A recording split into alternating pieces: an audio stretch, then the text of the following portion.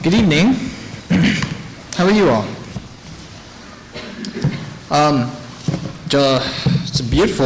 It's been a beautiful day. It doesn't really feel like winter is approaching. And did y'all see the sunset? Like, amazing.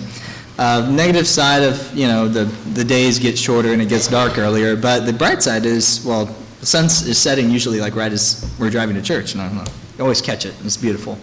It's good to be back with you all as well. Had a great trip. And this lesson actually is really kind of reflections that was happening like all during the week. Who we went with, as I mentioned, it's Craig's brother-in-law. And he, one of the first conversations I had with him was this super cool like art history. And it was just a conversation about the Sistine Chapel, which is in Rome. And so he was like our guide. He had a great itinerary for us. There would be moments where he would like gather us in and like point out certain things. We sat and had Bible studies at the Roman Forum and at Circus Maximus, where we know for certain that some Christians were martyred there, and a number of other things. And it was really wonderful. And we had plenty of free time too that he left for us. And there was one moment where when you're walking around, they have people that are like, standing on the streets trying to get you to come to their restaurant. And he told us that's kind of how you know probably not to go there if they have to ask you to come. But we walked by one of them, like me and my siblings were just walking past one of them, and the guy was like, yes, my friends from Great Britain. And we were like, no, and he was like, Australia. And we were like, America. And he was like, yes, I love the Prime Minister of Canada, Joe Biden. It was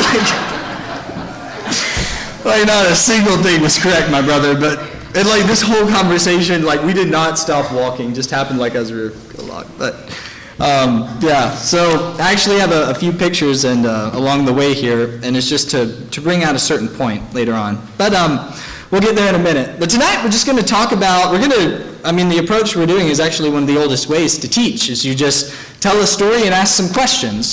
Jesus did that. That's what all of his parables were, where he would tell a story, and then he would ask some questions to his disciples. Or whenever someone asked a question to him, he would often turn it around and say, why are my disciples eating on the Sabbath? Don't you know about David and how he went in to take the showbread of the temple? And then he'd say, so the Son of Man is Lord. He'd just make a statement out of the story. So we're going to talk about actually what is one of my favorite stories in the Old Testament. And if you'll go ahead and turn your Bibles to 1 Kings chapter 8, it's the story of Elijah. And I'm going to put the two questions on the screen that I just want to keep in our minds as we're rolling along here. But how does Elijah see victory? And what does Elijah see as glory and glorification?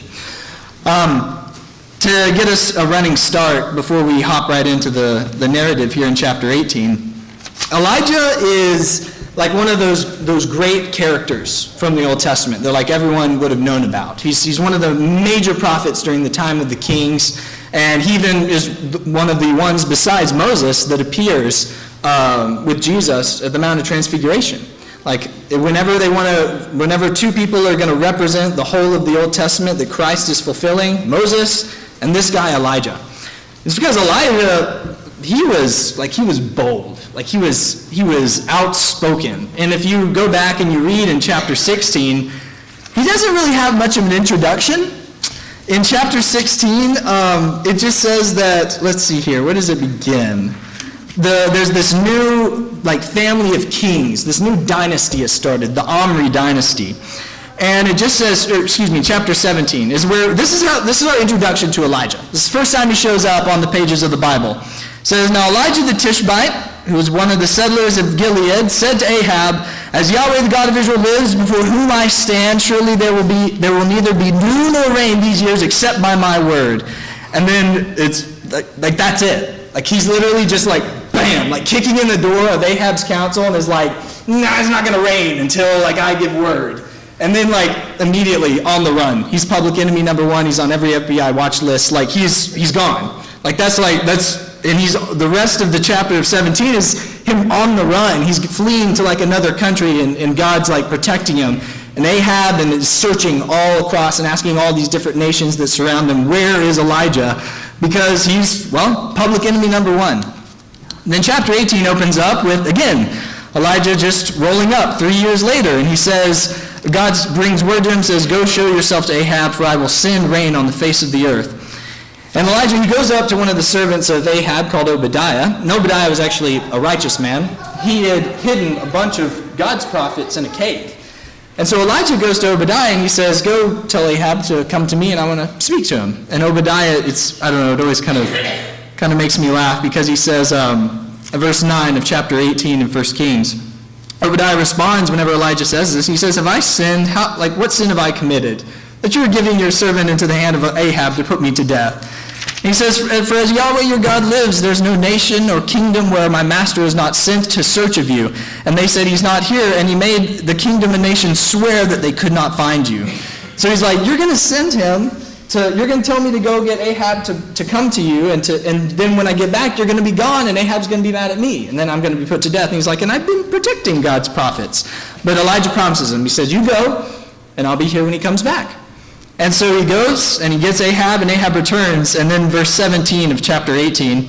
Now it happened when Ahab saw Elijah, that Ahab said to him, he says, is that you troubler of Israel? And then Elijah's like, I have not troubled Israel, but you and your father's house have, and you have forsaken the commandments of Yahweh and followed after Baals. So he throws down the gauntlet. He says, now then, send and gather to me all of Israel at Mount Carmel, together with 450 prophets of Baal and 400 prophets of Asherah who eat at Jezebel's table.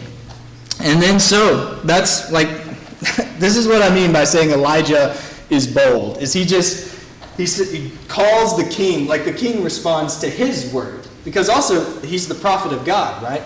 He's the one who speaks on God's behalf. And so the king answers to God's voice. And Elijah here is representing God's voice. The king comes to him and he says, you gather your prophets, meet me on top of the mountain, and we're going to figure out who's God. Who's the actual God of all the creation? Is it Baal or is it Yahweh? And here's the deal that he makes with them. You can read about this in the next few verses there. But what he says is we're going to have two sacrifices. Y'all are going to have one altar. I'll have another one. And whoever God answers in fire, that is the one true God of all the cosmos. And so I want to make a note of one thing that we'll come back to later. If you look down at that verse 19 again, there's 450 prophets of Baal, right? And there's 400 prophets of Asherah. And who are they connected to? Those 400 prophets of Asherah? Jezebel. And the 450 prophets of Baal is like the chief male god, and Asherah is like the chief female god. And so it's like kind of like Ahab's false prophets and Jezebel's false prophets. And notice now in verse 22, then Elijah said to the people, I am alone and left, a prophet of Yahweh, but Baal's prophets are 450 men. So who's the only false prophets that showed up here? The 450 prophets of Baal. And so Jezebel's power is still kind of not defeated after this mountain encounter. So just keep that in mind for later. But so that's the showdown. That's the gauntlet that's been thrown down by Elijah. And it's one man versus 450 prophets up on this mountain. And Elijah says to the people, he says to them, look down in starting in verse 20, back up to verse 21. Elijah is speaking to all the people who've also gathered on the mountain. He says, how long will you limp between two opinions? He said, if Yahweh is God, follow him. And if Baal, follow him. But the people, they didn't answer him a word. And so he sets up the two sacrifices, and as a gentleman, I guess, he lets the false prophets of Baal go first. And they spend all day, like, crying out beside the altar, calling out to Baal, asking him to respond. But look at verse 26. It says, they took the ox which had given to them, and they prepared it, and they called on the name of Baal from morning until noon, saying, O Baal, answer us. But there was no voice. No one answered. And they limped about the altar which they had made. And now it happened at noon. Now this is just wonderful. It's just funny. But it happened at noon that Elijah mocked them. And he said, call out with a loud voice, for he's a god. Maybe he's occupied, or perhaps he's relieving himself, or maybe he's on a journey, or maybe perhaps he's asleep and needs to be awakened. And it says they cried out with a loud voice, and they were like gashing themselves according to their custom with swords and lances, and blood was gushing out on them. But it happened when noon had passed that they prophesied until the time of the offering of the evening sacrifices, and there was no voice, no one answered, no one paid attention. It's just like, and the scene is just hilarious. Like the outcry of these, like a group of 450 people. Like imagine the amount of people in this room doubled, crying out, cutting themselves, and then Elijah's just like standing over there just like, yeah, maybe he's going to the bathroom. Like that's in the Bible. I don't know, it's just hilarious to me. And there's nothing. There's no response. No one's paying attention. And then it comes Elijah's turn. And now remember that there's been a drought. There's been no rain from heaven for 3 years. But what does Elijah do with his sacrifice? He takes, look at verse 34. Elijah says to some people, he says, fill 4 pitchers with water and pour it on the burnt offering and on the wood. And he says, do it a second time. And then they did a second time. He says, do it a third time. And they do it a third time. And water flowed all around the altar so that it even filled the trench around the altar with water. And then verse 36.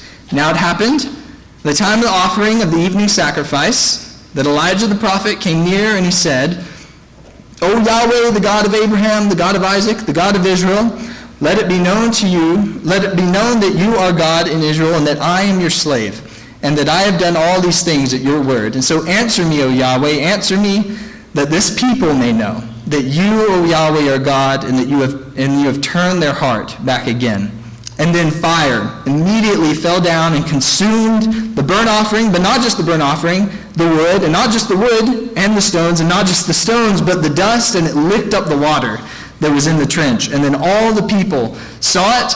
They fell on their faces and said, Yahweh, he is God. Yahweh, he is God.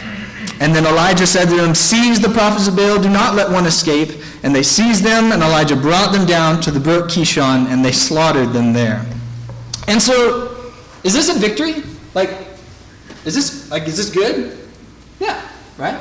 The people proclaim that Yahweh is God and the God of all of Israel. And they go and they defeat and kill the false prophets who've been abusing their power and sowing chaos in the land and calling the people away from God. Is that victory? Yeah. Is that how Elijah, would he say, thumbs up, this is a victory? Yes. I think it's very clear that from our perspective, right, this is a win for the people of God. But again, notice the detail that I told you to make a key, just bookmark it in your mind. The 450 prophets of Baal. That's the only ones we hear about being defeated here. Where's the other ones? The ones who are associated with Jezebel. And now if you turn the page over to chapter 19, chapter 19 opens up with, now, when Ahab told Jezebel all that Elijah had done and how he had killed all the prophets with the sword, then Jezebel sent a messenger to Elijah saying, so may the gods do to me and even more, if I don't make your life as the life of one of them by about this time tomorrow. And he was afraid, and he arose, and he ran for his life. And he came to Beersheba, which belongs to Judah, and he left his young man there. So, we just read about this great moment of the people glorifying God, proclaiming him as he is God. Great victory over the false prophets, slaughtering of them, wiping out this footprint of Baal and his false prophets on the land. But what happens immediately after that? Kind of the exact opposite of what we think would happen, right? And kind of probably the exact opposite, as we'll see, is what Elijah thought was going to happen. His idea of victory is, that mountaintop moment where fire is answered from heaven. And the people all rally behind him and they slaughter the false prophets of Baal. But immediately after that, he's left all alone, and now he's once again on the run right after this great mountaintop victory. And so, what's going on? And so Elijah, he's on his way again, running for his life. But now here in chapter 19, I want to look at 2 other questions as well. So how does God show victory to Elijah, and how does God show glory to Elijah in this chapter. So keep looking down if you're in 1 Kings chapter 19 right now. Hopefully still there. Don't know why you would leave. But in 1 Kings chapter 19, it says that he went, verse 4 of 1 Kings chapter 19, he went about a day's journey into the wilderness, and then he came and he sat under a broom tree, and he asked for himself that he might die. And he said, "It is enough now, O Yahweh, take my life, for I am no better than my fathers." And then he fell down and he slept under a broom tree. And then behold, an angel was touching him, and he said, "Arise and eat." And he looked, and behold, there was a head of a bread cake baked on hot stones and a jar of water. So he ate and he drank and he laid down again. I've been told this is, Elijah was the first person to have angel food cake, but there it is right there. And so he lays down a second time, and then again the angel reaches out and he wakes him up, and he says, "Arise and eat, for the journey is too great for you." So he rose, he ate and drank, and he went straight the food for 40 days and 40 nights to Horeb, the mountain of God. All right, so real pause here again. Mount Horeb. Okay, not a class, so I can't really ask. But Horeb has another name in the Bible. It's also Mount Sinai. This is the same mountain, just different name. Mount Horeb is Mount Sinai. If we rewound the story all the way back to Exodus, how did God first appear at Mount Sinai? What was it like? What was when Moses and all the people of Israel were around the mountain? What did that look like? It was like fire on the mountain, thunder. The mountain shook with God's voice. The cloud covered it. And it was said that was God's glory descending on that mountain. And that's it was a moment that the people trembled with fear because of the presence of God that had descended on the mountain. So kind of what's Elijah's motivation here in heading back to that mountain? He just was on a mountain and had this great fire from heaven victory moment, but then immediately was on the run again. His expectations of the victory were suddenly turned on their head. And so now it's almost like he's heading back to the very beginning of where the people of Israel began as a nation, and he's just going to sit there and look for a response from God on that mountain. And so then, keep reading now. If you will, look down in chapter 19 of 1 Kings in verse 9. And it says, "Then he came to a cave, and he lodged there. And then the word of Yahweh came to him, and he said, 'What are you doing here, Elijah?' And he said, 'I've been very zealous for Yahweh, the God of hosts, and for the sons of Israel is forsaking your covenant. They've pulled down your altars. They've killed your prophets with the sword, and I alone am left, and they seek my life to take it away.' And he said, 'Go forth and stand on the mountain before Yahweh.'" And so, this is almost kind of like that moment that we've talked about and referenced many a times, where Moses stands on the mountain and God's glory passes before him. And it's like this powerful presence that you can't even look at the face of. You can only show the back. And so he says, "Go and stand before God on the mountain." And let's keep reading in verse 11. "Remember what Sinai looked like the first time, with the fire and the smoke and the shaking of the rocks. It says, 'Behold, Yahweh was passing by, and a great strong wind was tearing up the mountains and breaking in pieces the rocks before Yahweh. But Yahweh was not in the wind. And then after the wind, an earthquake. But Yahweh was not in the earthquake. Then after the earthquake, a fire. But Yahweh wasn't in the fire. And then after the fire, the sound of a thin, gentle whisper, or as some translations say, the still small voice. And then it happened when Elijah heard it, he wrapped his face in mantle, and he went out and he stood at the entrance of the cave. And then a voice came to him and said, 'What are you doing here, Elijah?'" So Elijah, fiery, passionate, for the Lord, like you said, zealous. And we almost see a little bit of his hand there. Because the moment that he's on the run again from Jezebel, what does it show that his expectations were for God's type of victory? God's type of glory and manifestation. And then now what is God showing him here? The very mountain that God first appeared to the people of Israel, in fire, in smoke, in an earthquake, in a mighty storm. God's not in that this time. Instead, it's just this gentle, this still small voice that meets Elijah. So it's kind of this question. it's almost like God's saying to Elijah, like, check your expectations at the door. Like, you're seeing as man sees victory, perhaps. And maybe I can do both. Maybe I'm not always going to work in the way of the great thunderous voice on the mountain. Maybe it's also a still small voice sometimes. And then it happened that let's continue the conversation and reading between God and Elijah here in verse 14. And then he said, I've been very zealous for Yahweh, the God of hosts. The sons of Israel are forsaking your covenant. They've pulled down your altars. They've killed your prophets with the sword. And then I'm all that's left. I'm alone. And they seek to take my life away.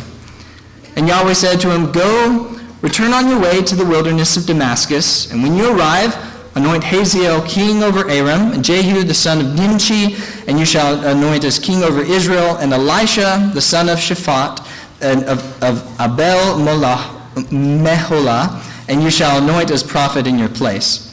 And it will be that one who escapes from the sword of Hazael, Jehu shall be put to death, and the one who escapes from the sword of Jehu, Elisha shall put to death. Yet I will leave 7,000 in Israel who all the knees have not bowed to Baal, and every mouth that has not kissed him. So before we move on from the story to kind of bring it home in conclusion, two simple takeaways here. What is Elijah feeling in this moment, right? Where he's had this great victory followed by this sudden great defeat and terror. He feels alone, right? He feels isolated. He's the only one left. Like, he's all by himself. And that he's failed. Like that they've torn down your altars and no one's left. Like, I'm all alone and I failed. And so this right here is really important because, like, that's Satan's one trick. Like, that's all he can do. So what he does is he isolates people and then he feeds them lies. So what he's done in the very beginning, Eve, by the tree, he spoke to her and he deceived her with lies. Here, Elijah is falling for that same trick. He feels like he's alone and he's lied to. And the lie is that God is actually is losing. But how do you counter isolation and lies? Well, you show that you're not alone, relationship, and truth. And so what does God say to him? He gives him something to do. He says, this isn't over. Like, the house of Israel that has been abusing and making Israel worship Baal and serve all these false gods, go anoint these people. They're going to take care of it. The house of Ahab, the house of Omri will be destroyed. And then he says, and also, you're not alone. 7,000 are left in Israel. So just those two things, isolation and lies, countered by relationship and truth. Every moment of sin begins with that, with believing a lie, like Chuck was talking about this morning, and then also like not being in relationship to your brothers and sisters, like not being in community. Like, that's what church is about, is being connected to people who lift you up and point you closer to him. And so, right here, that's the first takeaway. But then why did Elijah even find himself in this low point? Is, I think, because of a false expectation versus the reality of how God was working in this moment. He had this certain expectation of what victory was. He had this certain expectation of what glorification and glory was. And God is just gently reminding him and also powerfully reminding him that he's the one who sets the plans. He's the one who you listen and respond to his voice. However we see our life, our world may be going, our plans for this life, you got to be ready. You got to be prepared, because God does not change, and because he does not change, but he's so different from us, we have to just remember that we are the ones who are shaped. He is the one. We are the clay. He is the potter. And so our expectations of how life may go can always be flipped on its head when you're in relationship with this God. And so now that's kind of our midway point, but to wrap it up and bring it home, if you will, turn over to John chapter 12. Because what is the victory and glory of God? What does that actually look like? In John chapter 12, we'll start reading in verse 20. Actually, we'll begin in verse 23. of John chapter 12, verse 23, Jesus says to his disciples, he says, "The hour has come for the Son of Man to be glorified." He says, "Truly, truly, I say to you, unless a grain of wheat falls into the earth and dies, it remains alone. But if it dies, it bears much fruit.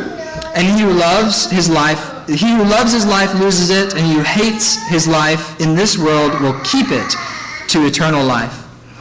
If anyone serves me, he must follow me, and where I am, there my servant will be also. And if anyone serves me, the Father will honor him." And he says, "Now my soul has become dismayed. What shall I say? Father, save me from this hour? But it is for this purpose I've come to this hour. Father, glorify your name." And then a voice came from heaven. It says, "I have both glorified it, and I will glorify it again." And then the people who heard it thought that it had thundered, and while others were saying an angel had spoken to him. And he says, "This voice has not come for my sake, but for your sake. Now judgment is upon this world, and the ruler of this world will be cast out. And I, if I am lifted up from the earth, I will draw all men to myself." Now notice the two things, the hour that is come, right? John's mentioned, I believe actually it's 7 times. This is the 7th time in his gospel that he mentions the hour that is coming. But now the hour has come. And the hour has come for what? Son of Man to be glorified, the ruler of the earth to be cast out, for his glory and for the great victory. And what is this? Like, what is this moment of the glory and the victory? Well, it's the beginning of the Passion Week. Like, this beginning of the week, the end of it concludes with him on a cross. And so, just real quick, side tangent as well.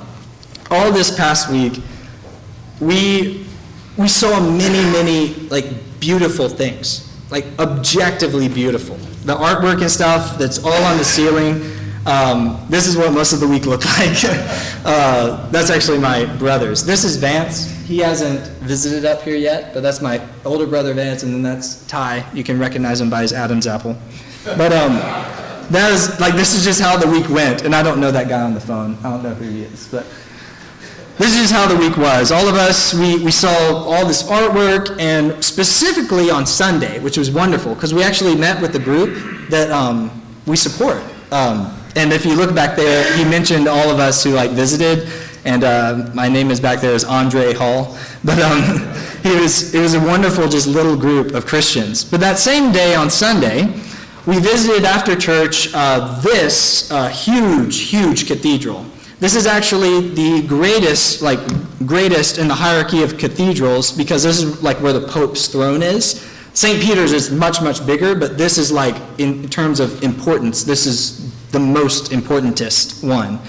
And on the inside, it was just, like, it was bizarre. I was looking up at the ceiling, and then I leaned to, like, our guy who is our guide, Mr. Craig, and I was like, "Is that, like, real gold?" And he was like, "Yeah, that's all gold." All along the main, like, nave of the chapel was 12 statues of the 12 apostles that were, like, 20 feet tall, carved out of marble, except for Judas, of course. I think they had Paul instead of him. But all the floor was marble. The marble, I think of this one and St. Peter's, was actually taken from the Colosseum. But they had these huge, like, bronze doors, like massive doors that were made entirely out of bronze, and were actually taken from the gate of, ironically, like some of the Caesar's old palaces. But then, of course, like I mentioned at the beginning, some of the artwork that was on the ceiling. Like this right here. Do I have a laser pointer? Where's my laser pointer at? Where'd they go? Oh, well. I'll just kind of point. But if you can see, okay, great. It's really blurry, so wonderful. But if you can see how it looks like this. You can see up into the 2nd floor, and then it kind of almost looks like it's opening into the skies. Like, this is a 2D surface. Like, this is one dimension that you're looking at. And there was a certain, like, spot on the floor that you could stand that gave, like, the optical illusion that it was actually, like, a 2nd floor, and then even the highest 3rd floor that, like, opened up into the skies. And it was just like, I mean, we're all just sitting there, like that first picture, just like gaping up at it, and you had to actually put in a dollar coin to turn the lights on to see this one, ironically as well. But if you look all around the edge, around those bottom windows, you can see these there's 5 continents representing all the discovered continents of the world. And then above each one, there's a woman who's like sitting, and it's representing like the church of the Catholic Church, like sitting up on and being represented in each of the major continents. And what they're doing, you can't super tell, but along like that top part right there, you can kind of see where there's larger figures that look like they're falling. It's because they're literally like being cast down, while everyone else is kind of ascending. And at the very top, actually at the center of the picture is not Jesus, but at the center of the painting is Saint Ignatius. And he was a guy who was actually appointed by the Pope as like a counter-Reformation movement. Whenever Martin Luther, he nailed the 35 Theses saying like the Catholic Church has to like change this.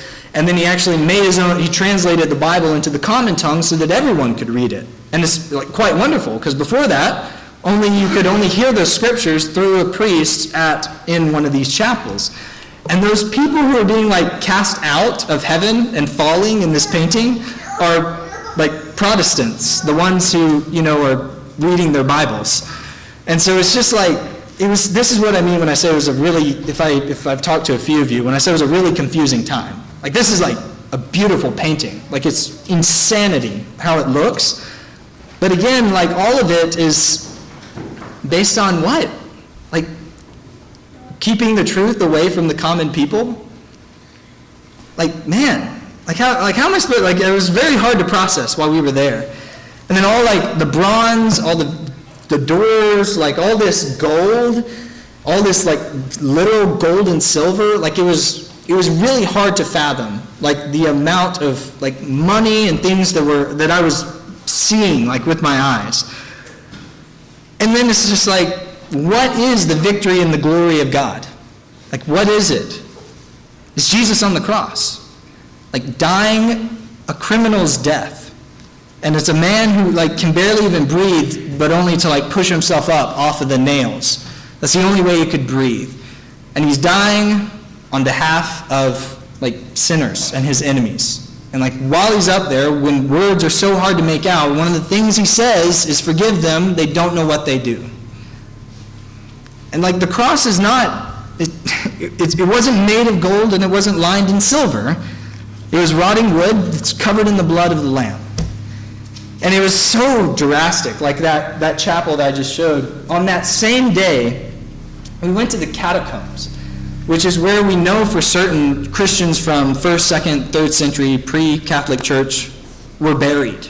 And we actually got to sit in one of the tombs, which they had removed all the bones so that like people wouldn't steal them. But we sat in one of those tombs and we had a kind of an evening devotional, and we sang songs. And I felt closer to God in a cave than I did in a cathedral earlier that day. And I'm just like, man, like, that's what God's glory, that's what his victory is not with the high and the lofty, like up there, but rather with those who died on behalf of his name. And his glory is the cross. And then that's how we also participate and have that same victory, is by sharing in his death, and through that, dying daily, we share in his life. As we just read that Jesus said there as well. The one who loves his life loses it, and he who hates his life in this world will find it. And so, in conclusion, 2 more questions.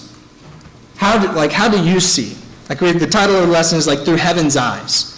By man's eyes, like, all of that was beautiful, glorious, awesome. Like, all those buildings and paintings that we saw. But again, it's the opposite of how God sees the world. God is, he says in 1 Samuel, God does not see as man sees. For man looks on the outward appearance, but God observes the heart, the invisible, the internal. And so how you see is also like the same as like what captures your attention. Like all those, we were all looking up those paintings, and on reflecting, I was like, I never like looked down, like at a single person that was standing around me. And like that's who I need to be talking to. Like that's who I need to be focused on. all of those beautiful buildings and like the gold and all of the silver, it doesn't compare to the beauty of the human soul that God has built within each one of us. And that's what's most valuable in God's eyes. That is what we need to be focused on and turning our attention to. And so then, just one last verse, and I think it wrapped up everything very nicely. If you will, turn to Ephesians 1, then the lesson will be yours. Because here Paul prays a prayer that is one that was on my mind throughout the week, just having the right eyes and the right vision, as we sang about. God as our vision. For it says here, Paul says a prayer for them. He says, I don't cease giving thanks for you, making mention of you in my prayers, that the God of our Lord Jesus Christ, the Father of glory, may give you the spirit of wisdom and revelation in the full knowledge of him, so that you, the eyes of your heart having been enlightened, may know what is the hope of his calling, what are the riches of the glory of his inheritance in the saints, and what is the surpassing greatness of his power toward us who believe, which he worked in Christ by raising him from the dead and seating him at his right hand in the heavenly places, far above all rule and authority and power and dominion and every name that is named, not only in this age but also in the ones to come. And he put all things in subjection under his feet and gave him head over all things to the church, which is his body, the fullness of him who fills all in all. And so, just to end with those two questions for all of us, is how do we see? Do we see the world through God's eyes, through heaven's eyes, where the meek are the ones who inherit the earth, where those who are hungry and are thirsty are the ones who have first access to the kingdom, those who are grieving are actually the ones who are first entering into this kingdom, and they're the ones who will be comforted. That's the people who are part of the kingdom, the poor in spirit, the lowly, and the meek. And so, may we have heaven's eyes. But if there's anyone here this evening and you haven't taken on Christ, you haven't put him on, you haven't followed him into death, this may seem upside down. If this is your first time hearing about what God's victory and his glory is a suffering man on a cross. It's the only way to life. I am the way, the truth, the life, and no one comes to the Father but through me. And then if there's anyone who you've let the vision of the world become how you see life, and you need to be renewed and restored and begin realigning yourself and refocusing your attention on the one who is our Lord,